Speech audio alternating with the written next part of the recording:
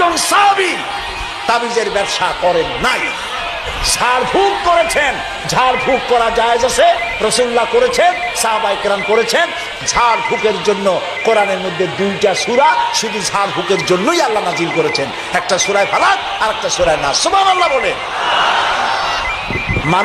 মানুষের ক্ষতি করতে পারে, জাদু টোনা করতে পারে, সেজন্য রাসূলুল্লাহ বলেছেন, লক্ষ্য করেন হাদিস, সূরায়ে ফালাক সূরায়ে নাস 3 বার পড়বে ফজরে পড়ে, 3 বার পড়বে রাতে শোয়ার সময়, পড়িয়া হাতের মধ্যে ফু দিয়া এই হাত দুটো মাথা থেকে শুরু করে শরীরের মধ্যে ডলে দিবে।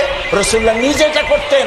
আল্লাহ রাসূল বলেছেন, এই আমল যে করবে, দুষ্ট জিন, দুষ্ট শয়তান, দুষ্ট মানুষের অনিষ্টতা থেকে আল্লাহ তাকে হেফাজত করবে।